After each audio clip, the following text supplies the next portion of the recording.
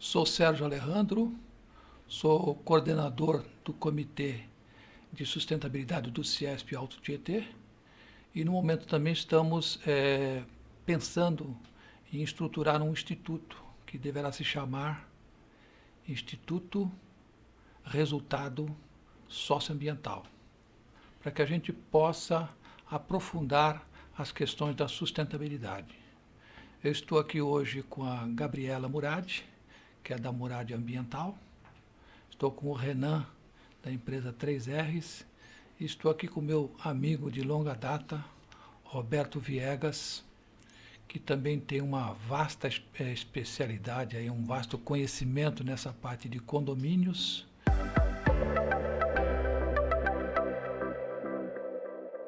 E, Gabriela, eu gostaria que você desse uma retomada, né, sobretudo na questão, tem os condomínios verticais, né, os prédios, e tem os condomínios horizontais, Sim, que também tem aumentado bastante, né? E essa bastante. questão do condomínio horizontal, a importância do adequado licenciamento desses condomínios, Ah, quer seja sim. Grapuab, a questão das compensações, das reservas legais, e também dessa evolução que pode ser feita na questão da sustentabilidade, sobretudo no aproveitamento de água de chuva, por exemplo, água de reuso, e a questão da parte fotovoltaica, que é uma economia também para o condomínio. Ah, sim. Bom, quando a gente vê uma área ideal, a gente vai ver a viabilidade dela, né? Para ver quantos lotes comportam, né? Para ver a questão das diretrizes urbanísticas do município, para ver o tamanho do lote, justamente para depois não ter esse problema, né? Da parte de saneamento básico, a parte da energia, né? Tudo isso aí. Então a gente faz uma viabilidade. Então tá, vamos supor que a gente pegou uma área lá de 50 mil metros e lá na certidão ela sai com. Você pode lotear 10 lotes de 5 mil, um exemplo.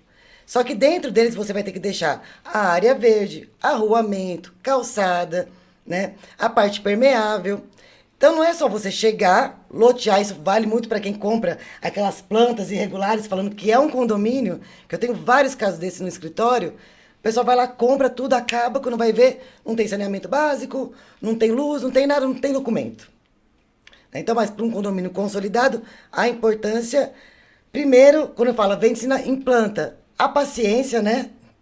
Porque é um processo demorado justamente para a gente ter a segurança de ter uma área verde ali consolidada, verbada, uma área, se for um condomínio muito grande, a gente geralmente faz um acordo com a prefeitura para ter uma área institucional, que pode ser uma creche, Sim. né? Pode ser um, sei lá, um posto de saúde, alguma coisa assim nesse sentido. Uma escola, que seja. E essas áreas não vão poder ser destinadas para outro lugar. Tudo isso, ele é averbado. Então, todo mundo que comprar tem que ter acesso a essa informação para futuramente não ter problemas, né? Construir onde não pode, né? Toda essa questão. Então, a importância do licenciamento, primeiro, você comprar algo regular, né? Pode ser um pouquinho, às vezes, um pouquinho mais caro do que a gente. Ah, mas ali na esquina é mais barato.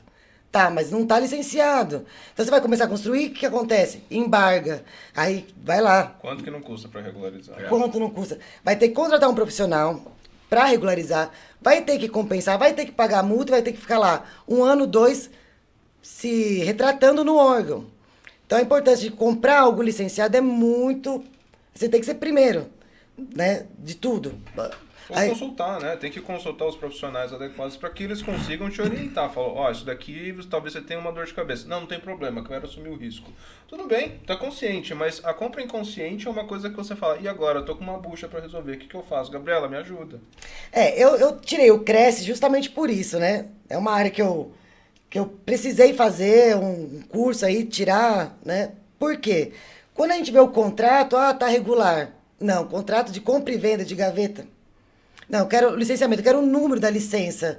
Se for um GRAPROAB acima de 200 unidades, mais ou menos, tem que ter um número que chama GRAPROAB, né? Então vai ter uma planta aprovada pelo município, você vai ter um termo de ajustamento de conduta perante outros órgãos que às vezes entra plantio, averbação de uma área que você nunca mais vai poder mexer, que futuramente daqui, sei lá, vai 20 anos o condomínio funcionando. Ah, isso. Vai ver o quanto isso valeu, né? As áreas permeáveis respeitadas também. Então, a parte do reuso da água. Nossa, isso aí é uma economia, assim, absurda, né? A parte de você colocar energia voltaica também, nossa, né? E agora que está vindo o lançamento de condomínio já com essa estrutura, né, Sérgio? Sim, sim, uma parte eu tenho visto isso. Até dentro da Fiesp mesmo a gente tem visto esses condomínios já com essa estrutura já de sustentabilidade. Vem bastante empresa, né? Porque agora está pegando bem porque viu que compensa. É um investimento que compensa se você comparar aí, sei lá, de um prazo de 5 anos. E Sim. também você ganha selos, né? De sustentabilidade, que é super bacana. Para condomínio ela é bacana, por quê?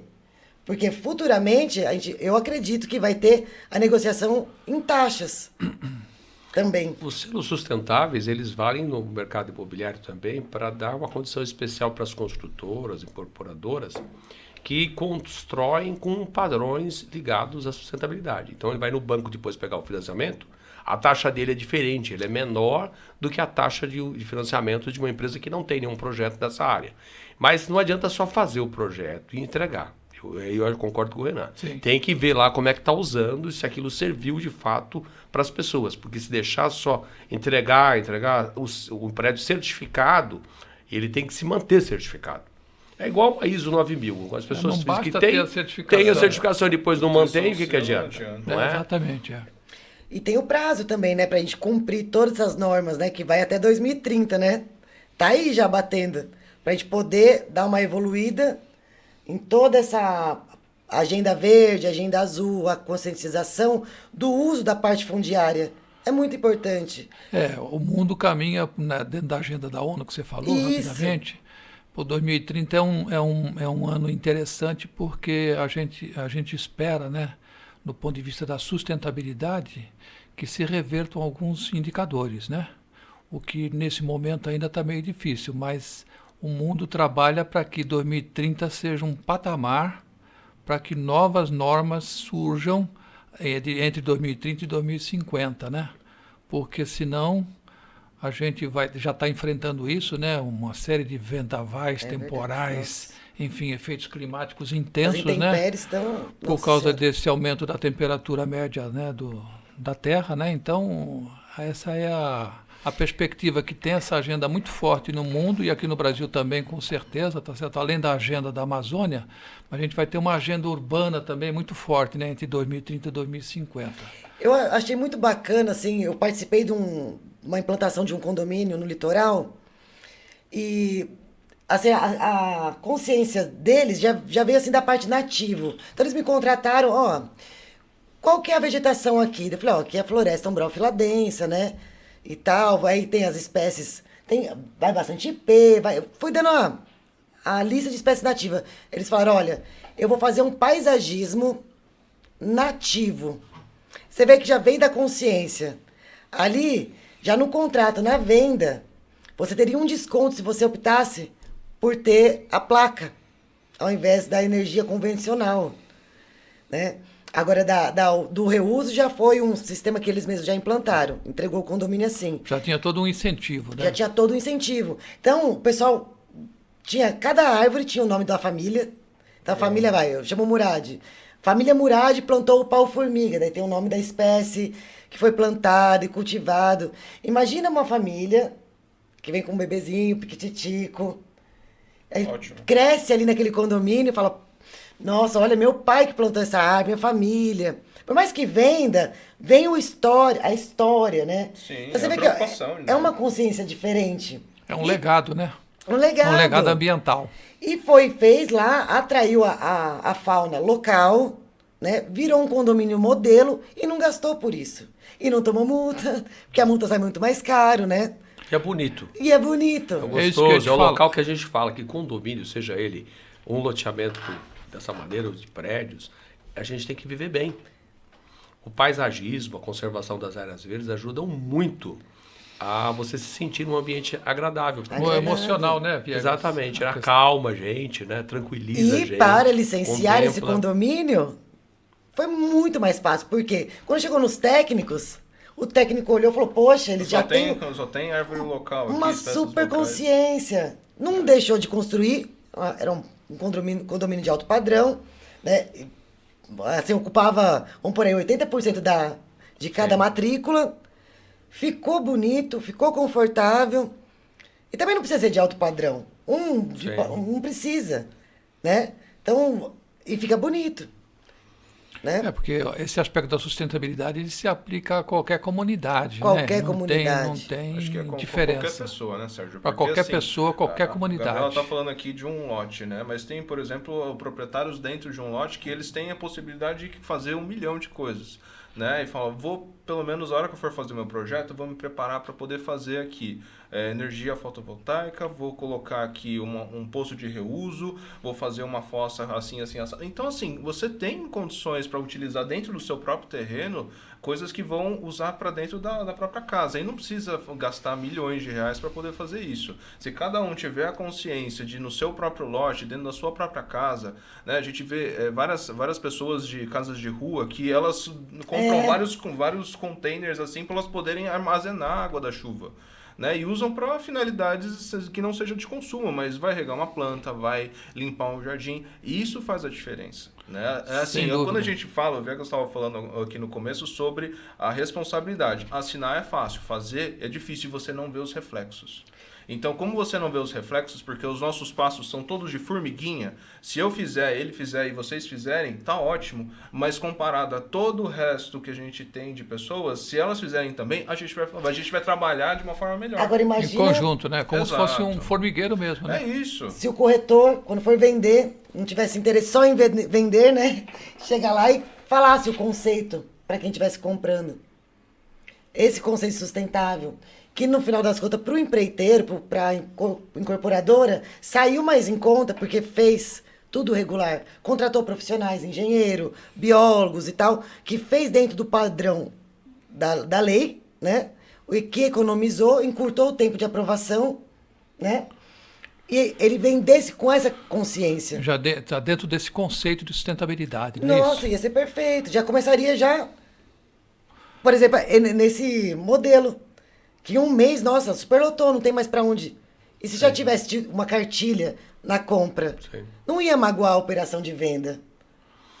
Na verdade, a discussão é essa. Muitas coisas que o condômino deveria saber antes de assumir o apartamento não são ditas para ele, porque a prioridade durante a discussão é a venda e garantir que ele fique consciente de que está sendo construído o empreendimento dele, que está evoluindo a obra, desde que ele vá pagando os valores que tem que pagar mês a mês. Quando vai na entrega, que você tem ali a parcela maior, a parcela de chaves, o financiamento, a quitação, a preocupação é virar essa operação.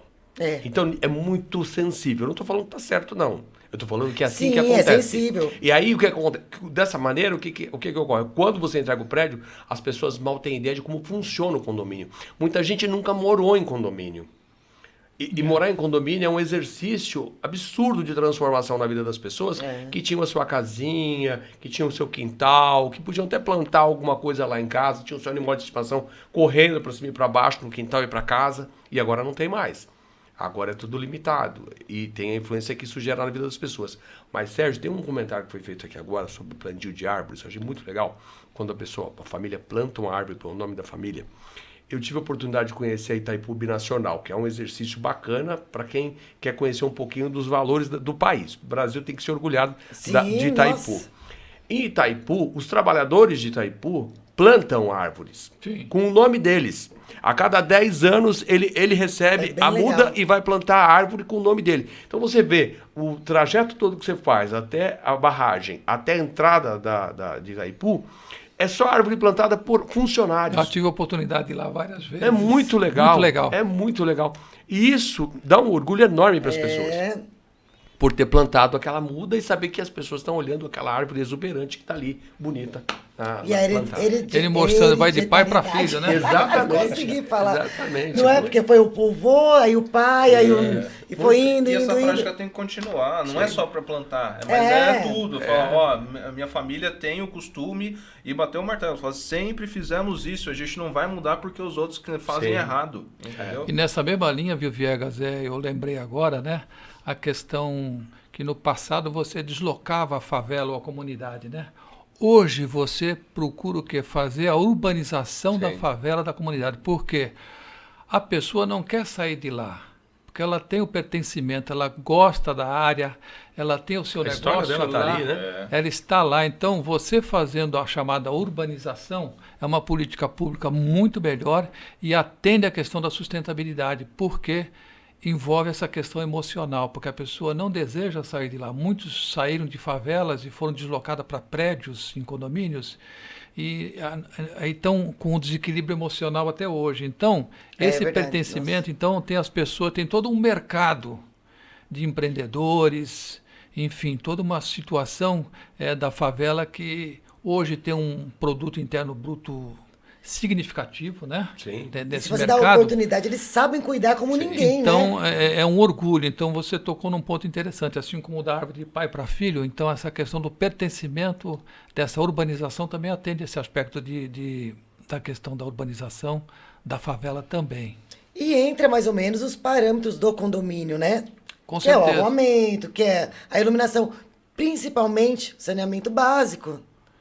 Somente é só em áreas de risco muito iminente é que você não vai conseguir, mas na sua grande maioria Consegue. você consegue. Aí tem política pública com saneamento, com coleta de lixo, de resíduos, a parte de recicláveis, então é tudo possível fazer com vontade e política pública. Sim.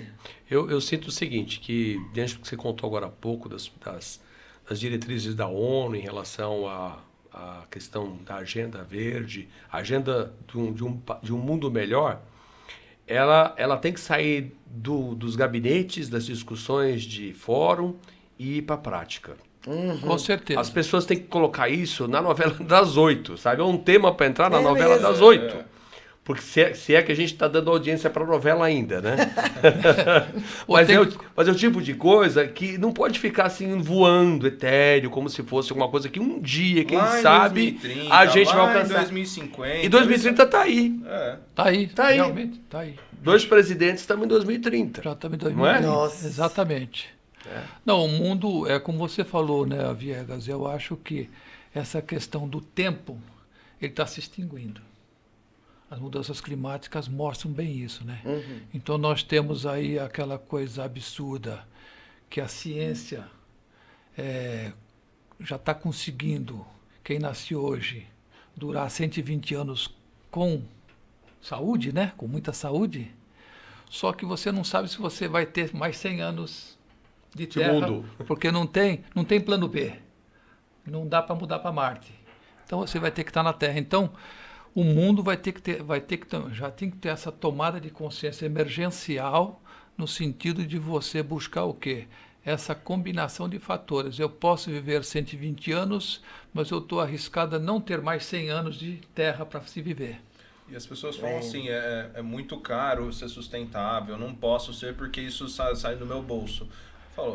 É assim, a gente fala que a gente tem tempo de vida, a gente tem um tempo de vida aqui na Terra. Então, quando a gente fala isso, eu falo, eu não vou estar aqui talvez para ver os reflexos que isso vai dar, mas eu vou estar fazendo aquilo que é possível para poder melhorar e dar condições para que a gente continue fazendo isso, porque, como você disse, não tem plano B, não tem. Isso. Então, essa consciência dessa geração nossa é que tem que ter esse legado, vamos dizer assim, para as futuras gerações, né? Porque a própria definição de desenvolvimento sustentável ele se preocupa com as gerações futuras, né? E nós temos que ter essa preocupação, porque hoje... Desde quando que está essa conversa de gerações futuras? Porque eu não era nem nascido, eu tenho certeza que já tinha esse tipo de diálogo. Então, a gente tem que pôr em prática. Tem que pôr em prática. Muito fortemente, desde 72. Eu acompanho esse assunto. Sim. Ô Sérgio, se você lembrar, né? A gente é colega já amigo há muito tempo, né? Eu me lembro dos primeiros trabalhos que você fez desenvolvidos em livro relacionado com a questão ambiental. A gestão da ambiental. Eu trabalhava no governo do Estado e o governo do Estado lançou um programa financiado pelo Banco Interamericano de Desenvolvimento para a despoluição do rio Tietê. E era o sonho de qualquer paulistano ver o Tietê despoluído. Isso já faz mais de 30, vai fazer 30 anos. Sim. 30 anos. Mais de 30 anos fizemos desse processo. Isso. Eu me lembro de ter acompanhado a evolução que nós tivemos na implantação das estações de tratamento de esgoto para melhorar o resultado final de coleta e tratamento, quer dizer, de tratamento, porque a coleta demorou mais para chegar, porque tinha que fazer as linhas tronco, as redes, e muita gente ainda pensava daquela forma que o bom político para se eleger, né, o político para se eleger, precisa fazer obra que as pessoas vejam e não obra debaixo da terra. Então não se fazia tanta obra assim. As estações ficaram muito tempo esperando chegar o esgoto no volume que elas tinham capacidade de atender. As indústrias envolvidas para reduzir e acabar com a poluição que elas lançavam no Tietê. Desde aqui do Alto Tietê até chegar à cidade de São Paulo e depois passando São Paulo, né? E principalmente a questão da marginal de São Paulo. Quem não é de São Paulo e visita a cidade, sai do aeroporto de Guarulhos e vai para o centro, passa pela marginal. A marginal continua sendo um grande canal de um rio sujo, mas ela está arborizada hoje.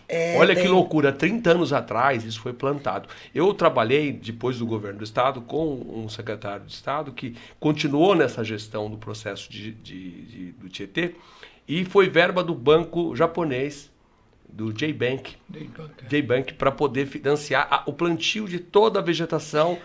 E hoje você passa ali, é maravilhoso você ver em época de primavera, tá toda florida a marginal. Mas as espécies escolhidas são indicadores biológicos. Sim. Papiros. Sim. Né? Tem papiros, tem pau-formiga, tem aroeira, tem aroeira-salsa. Todas elas são indicadores biológicos. Isso é muito importante. Aí você vê que quem tem assim da parte de botânica, não, tá florido, melhorou. A condição da água. Tá melhorando, ainda não melhorando. Dá. O próximo passo para melhorar mesmo, de fato, é a gente poder navegar no Tietê. Por isso que um bom projeto... Um barco ali na entrada de São Paulo e atravessar e sair lá no Pinheiros. E você tem também o projeto ciclovia, né? Que não se materializou até hoje, né? No Pinheiros, sim. Na Marginal Pinheiros está funcionando mas bem. Mas a ciclovia até o nascente do Tietê ainda estamos no aguardo, né? Se bem que o governador eleito, ele prometeu retomar esse projeto de despoluição do Tietê, né? Inclusive foi tema de um debate, inclusive aqui na TV local, tá certo? Eu assisti esse debate, ele prometeu retomar essa Temos obra, que ficar em cima. Mas temos que ficar em cima. Todas as empresas que despejam lá, né? Afinal, cai no Tietê, agora a fiscalização tá que tá. Então vamos supor que eles têm as ETs, né? As estações de tratamentos lá, tudo bonitinho. Cada um, quem não tem, tá com multa e tem que regularizar, né? Isso. Que é a chamada agenda azul. Sim. A gente falou um pouco da agenda verde, agora o que seria a agenda azul? Então quando vai chegar a zero, né? E vai ter que retomar realmente essa questão que você falou, da questão da coleta das redes, das redes coletoras, porque às vezes aqui na nossa região a gente tem muita galeria de água pluvial com esgoto, né? E vice-versa. Então, você tem que fazer essa coleta e também o conceito, né, Viegas? Você viu que nesses 30 anos mudou um pouco, né? Nessa questão da sustentabilidade, você procura sempre buscar soluções locais, né? Porque você tem que agir, como a gente falou, agir localmente, né? E dentro do conceito o que dificultou na época foi justamente isso. Você colocou muitas estações de grande porte, só que o gerador do efluente tinha uma longa distância, né? Então você tinha um caríssimo coletor-tronco, né? Sim. E hoje se busca o quê? Soluções locais, que você coloque pequenas e médias estações de tratamento no próprio município. Assim como se busca no lixo zero, que o objetivo é acabar com o aterro sanitário, você ter soluções locais. Eu não penso, do ponto de vista da sustentabilidade, e também o pessoal tem essa regra aí no mundo, a gente não pensa em instalações de grande porte, a gente busca sempre a solução por município. Porque se cada município fizer a sua lição de casa, você vai atender o aspecto da sustentabilidade.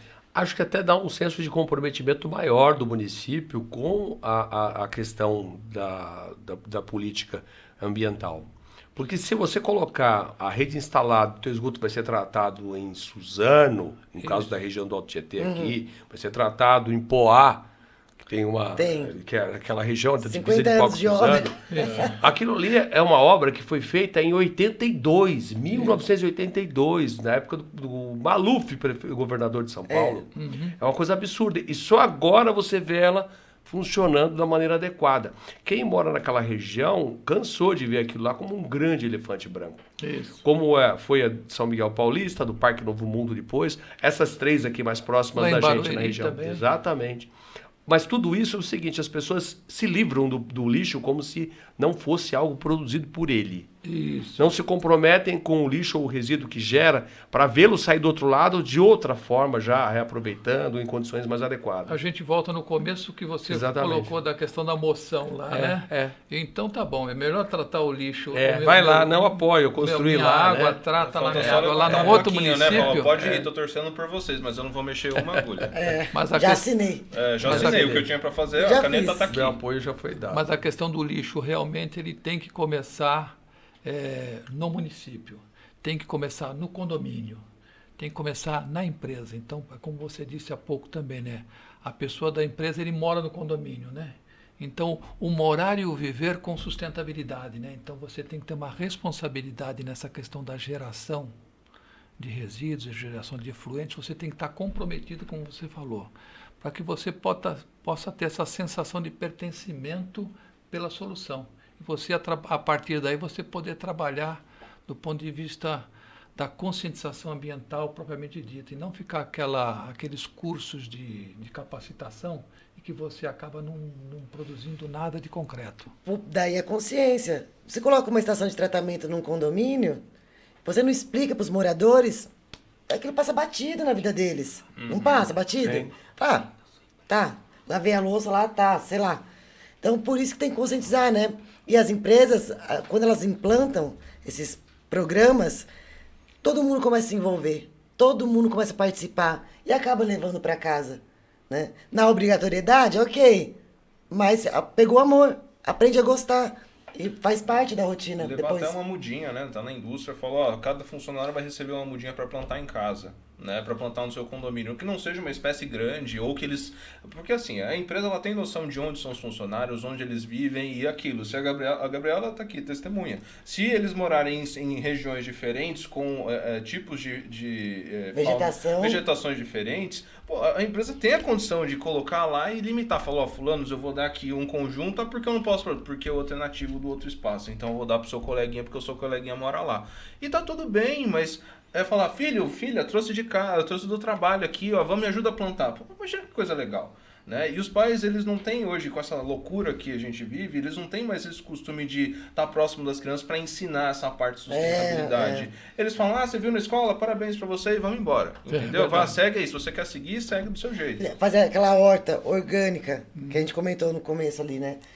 No condomínio é bacana. Você faz a composteira, né? Vai lá, vai ensinando, vai explicando. Dentro da casa você faz a separação. No final, quando sai o churume lá, o adubo, então você vai lá na horta comunitária do condomínio. E aí vai, sei lá, o bloco A dessa semana vai colher alface.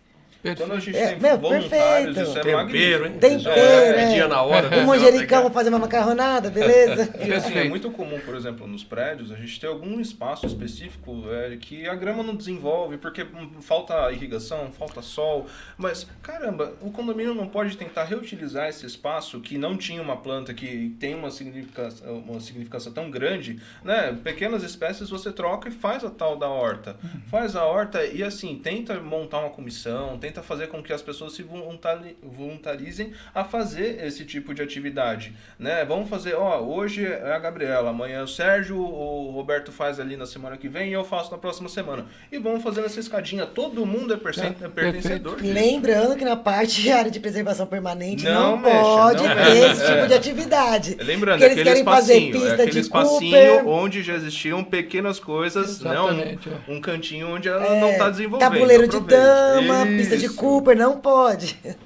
Pessoal, nós estamos diante de assuntos realmente emergenciais, né? Porque Sim. envolve as partes de sustentabilidade. Mas precisamos encerrar o nosso tempo. Eu gostaria que a Gabriela falasse um pouquinho mais da sua empresa rapidamente, depois o Renan e depois o próprio Viegas também pudesse falar. Obrigada. Primeiro, obrigada por participar, foi muito bacana. Minha empresa chama Ambiental Murad, a gente faz consultoria e assessoria jurídica ambiental. Temos viveiro de mudas aqui na Serra do Itapetí, faz todo o plano de restauro ambiental, faz projeto, aprovação, Então, se tiver alguma pendência aí nessa parte, só entrar em contato conosco, segue a gente no Instagram, que é Murad Ambiental. Vai ser um prazer falar com vocês. Faz novos licenciamentos também, né? Agenda verde, agenda azul, empresas de pequenas, grandes, médias, e CNPJs também, e CPFs também. Perfeito. Legal. Renan. Sou o Renan Viegas, da 3R Gestão e Treinamentos, né? Uma empresa que, como o Viegas falou aqui no meio do podcast, ela foi originada por conta dessa questão da sustentabilidade, porque existia uma preocupação muito grande. Eu comecei a trabalhar em condomínio junto com um síndico profissional, sendo o responsável técnico pelas obras, pelo acompanhamento das coisas, e a gente começou a desenvolver isso dentro dos prédios, de campanhas de conscientização, orientações voltadas para a parte de engenharia, até por conta disso, a parte de treinamentos, e todo esse contato, entender como funciona, né, o condomínio para que a gente pudesse explorar da melhor forma e as pessoas pudessem conviver harmonicamente. Né? Hoje o Viegas está aqui diretamente comigo na empresa, ele cuida mais da parte das implantações, a parte de comunicação, né? Que é uma comunicação inteligente que a gente fala, que ela é muito assertiva em cima daqueles problemas que a gente vê. São problemas às vezes ambientais, como são problemas comportamentais ou outros tipos de situações. E isso daí para a gente é muito importante, fazer com que a gente consiga fazer com que todos os aspectos do condomínio eles se conversem e eles cheguem num ponto que vai ser bom e que as pessoas vão conseguir viver bem. Em paralelo também a gente apresenta o podcast que também aqui, que logo a gente deve convidá-los aqui para poder participar, o vemmorar.br, que a gente grava todas as terças-feiras às 17 horas. Então, convidá-los aí para a gente marcar na agenda e colocar lá também. Bacana. Perfeito. Essa pergunta eu ia deixar para o Viegas. Ele fala melhor que eu, deixa ele falar também, não tem problema. Porque o Viegas é o comunicador, né? Isso. Eu conheci como comunicador. Eu era CETESB e ele era Olha só, hein? do Diário de Mogi, né? A Tempo, gente é. cansou de brigar lá, mas no bom sentido. A gente brigava porque ele criticava a gente e tal, mas também às vezes elogiava, né? E ficava essa Bons tempos, hein, bons Sérgio? tempos, né? Mas agora a gente está vivendo esse desafio realmente da sustentabilidade, como o Renan falou, ele envolve a todos, né? Desde a pequena comunidade, mais simples comunidade, até a comunidade mais de maior nível cultural, econômico, tá certo? Então acho que envolve todos, né? E agora eu gostaria de ouvir o Viegas para fechar com chave de ouro aí. Sérgio, obrigado pelo convite, obrigado pela mesa aqui, né, junto com a Gabriela e o Renan. Veja só, eu de fato sou jornalista por formação, né, então a minha obrigação é essa, né.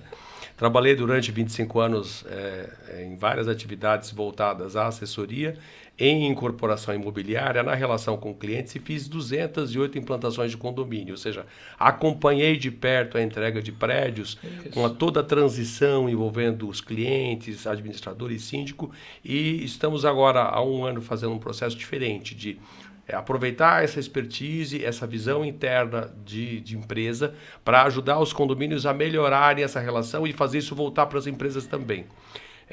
Faço palestras em administradoras, no Secov, em outras entidades em São Paulo. Escrevo um artigo mensal no Síndico Net, que é um site voltado exatamente para a comunicação com os síndicos. E estou aqui à disposição se alguém precisar da gente. Então, no www.rgt.com.br 3rgt.com.br é o site da empresa, que eu pensei que você ia falar para mim, Oscar. Que era melhor, né? E estamos juntos lá no programa, no vemmorar.br, tá? É uma experiência nova nossa, e tanto quanto vocês, o nosso objetivo é criar nas pessoas a conscientização. Sim.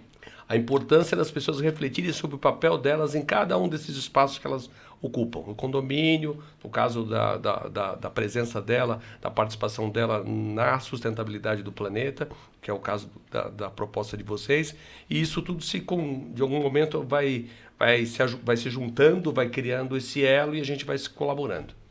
Tá, ok. Essa é a nossa proposta, da gente compatibilizar esse viver e o morar.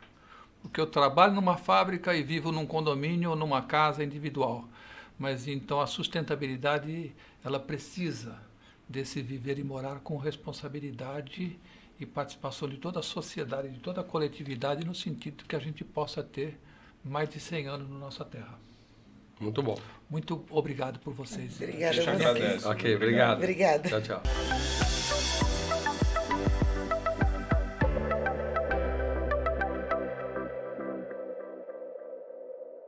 faço a separação do lixo reciclável da minha casa, por mais que lá no final das contas, quando eu coloco lá na caixinha do condomínio, alguém misture e jogue fora. Eu tenho que fazer a minha parte. Eu já fiquei assim, ó, já, ó. Vamos ver como que vai ser.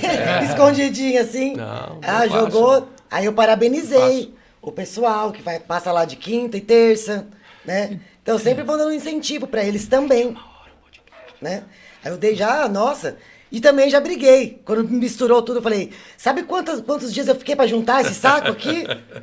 Pô, sacanagem, tô triste com vocês, hein? Assim, se eles começarem a ter pelo menos a consciência de separar o que é lixo reciclável, e aí entra também as... Porque não dá pra gente fazer uma mudança muito drástica. A gente tem que fazer com que as pessoas entendam. Ó, vamos fazer o seguinte, vamos fazer o fácil agora? Qual que é o fácil? O fácil é, divide o que é orgânico e divide o que é reciclável.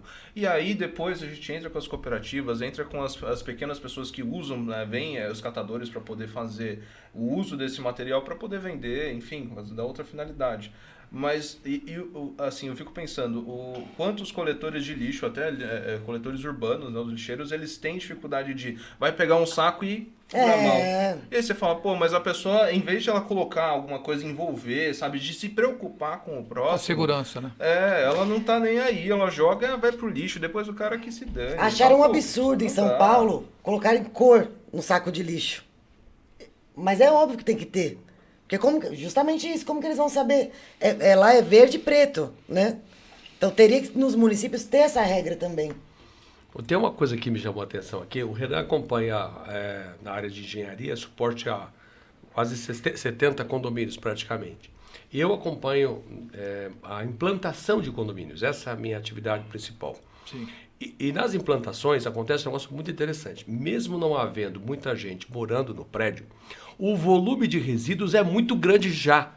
Porque você tem todo o material de embalagem que vem para as compras que as pessoas fazem. Reforma.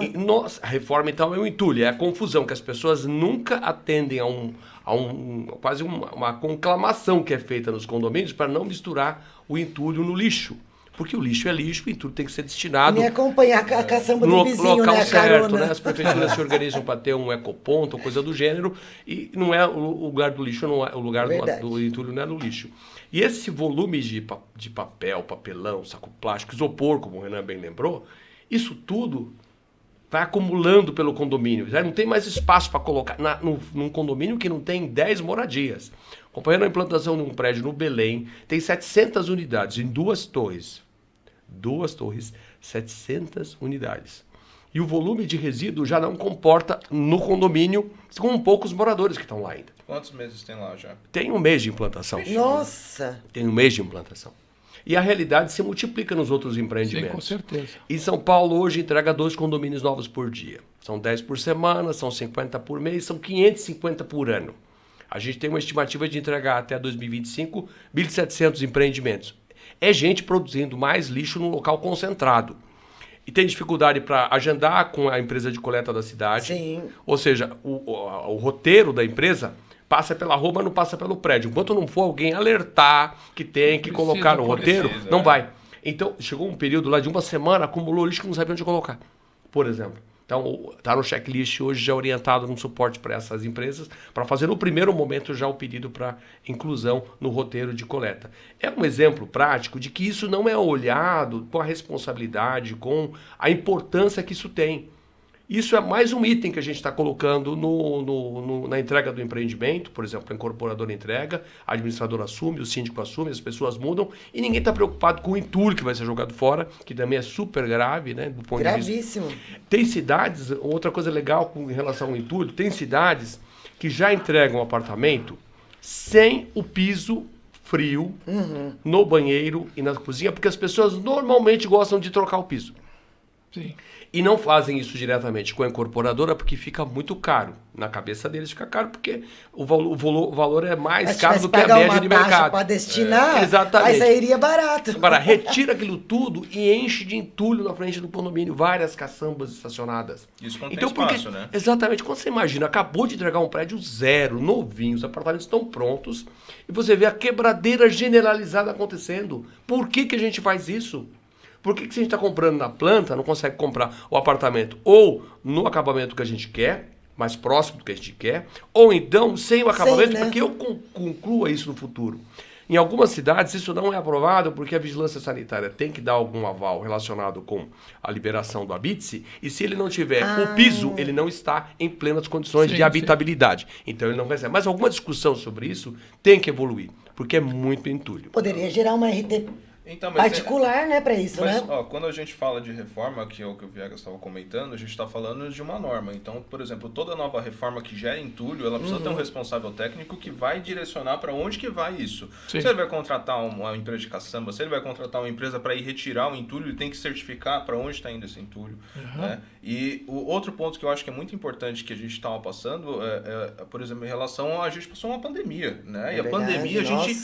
Quantas coisas em relação à construção que a gente começou a descobrir. Os prédios novos implantados, alguns eles têm uma mensageria, eles têm um espaço para poder guardar. Então, já é um primeiro ponto. Recebe-se muita encomenda hoje em dia eletrônica. Você vai, entra no celular, você faz um pedido e chega na sua casa no mesmo dia. A quantidade de vezes que você vê, por exemplo, caminhões do Mercado Livre, de outras empresas, que param na frente e o porteiro está que nem louco recebendo um monte de coisa. Então, a logística em relação à entrega de embalagens, ela mudou muito. E a questão do lixo, o volume de lixo para esses materiais recicláveis, ele também aumentou demais. Isso é uma coisa que, assim, a gente fala, para os novos projetistas, fala, ó, não é só a parte do construtivo, do bonito, a gente tem que pensar na operação. Como que a gente vai comportar isso de lixo? As pessoas estão pedindo mais coisas, porque né? o comércio eletrônico, né, Renan, como você falou, tende a aumentar, tá certo? Ele tende a aumentar.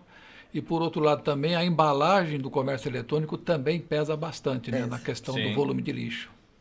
E são vários produtos misturados, né? É plástico, é papel, Acrílico, acrílico, Como isopor. é que você faz para poder envolver, né? Dependendo Agora do tipo imagina, de você abre produto. lá um produto. Ah, então aqui é o papel, aqui é o plástico, aqui é não sei o quê. Aí você separa, né? É complicado para você também destinar. Então por isso que eu concordo plenamente com o que você falou. Vamos começar com o básico. Separar o seco do úmido e aí a gente vai conscientizando. Eu acho que isso é um... né? Você vê um elemento de conscientização bom também, Gabriela? O Renan lembrou que o filho voltando da escola, discutindo com a família o que ele está aprendendo em relação a esse assunto, que sempre está na pauta da escola, a família envolvendo, a família cresce e faz alguma coisa.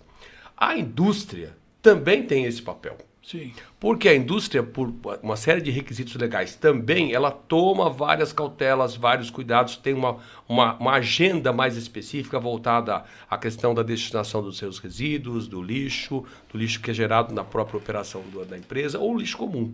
E isso tem que ser passado para os funcionários. Não só para ser aquele que cumpre a orientação da empresa em relação ao meio ambiente enquanto está na fábrica, marcou o cartão, mas também quando está em casa.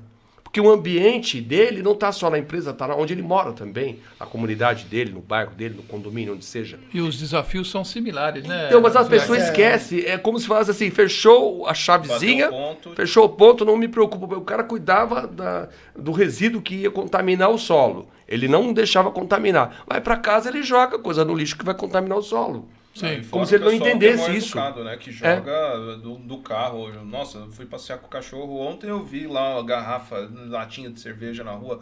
Gente, custa jogar no lixo onde ele precisa, tá? É simples, né? Pô, a gente anda com chiclete, com bala, às vezes guarda o papelzinho no bolso para jogar no lugar certo. Sabe, é uma coisa que eu, quando era criança, eu ouvia, eu tô com quase 30 anos e, pô, caramba, o negócio não acontece ainda. O que a gente faz para melhorar isso?